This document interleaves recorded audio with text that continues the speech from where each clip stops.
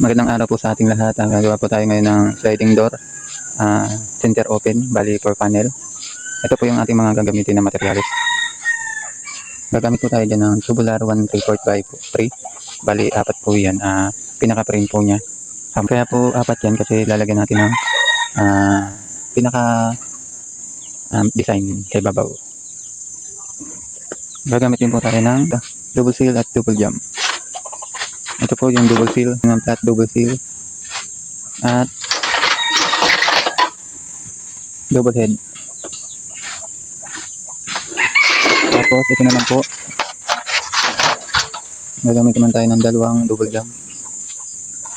Pinutol-putol ko na po yan, bali naka-size na yan. Ayan.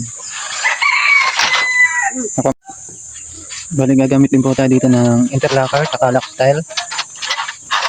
Ito po yung interlocker, bali 4 po at gawa ng 4 panel po siya. 4 na interlocker at 4 din po na lock style.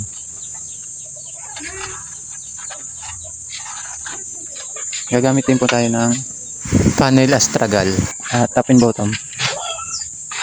Ito bali 4 na panel, ay 2 panel at flat 2 panel, kaya bali 4 na panel po.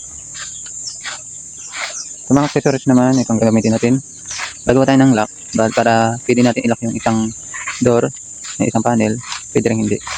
Padagdag lang ng may-ari. Gamitin tayo ng panel roller. Double, ayan po. 798 with bearing po siya. Hindi, bali 8 po. Nagamit din po tayo dyan na Samsung handle. Ayun po. Samsung handle, bali 4 po, loob labas. Saka flash lock with key. Ayun po. Samahan niyo po ako sa paggagawa. Let's go.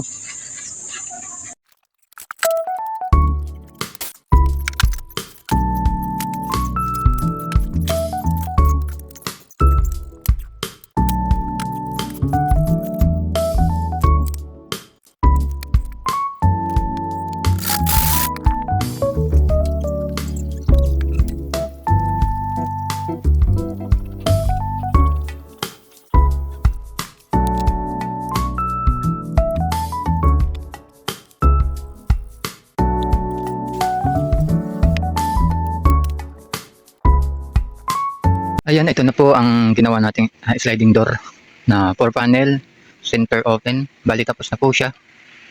Ayan po. Itong fix na sa taas po ito. Makikita nyo na lang po sa part 2 na gagawin ko kung paano to assemblin. Pag nandun na po tayo sa site. Ayan, ito po yung panel niya. Bali 4 po yan. Ito po, nilagyan po natin siya ng handle at lock. Ayan. Bali 4 po yan. Ayan. Papakita na lang po namin sa inyo yung finished product niyan pag naikabit na. Thank you po.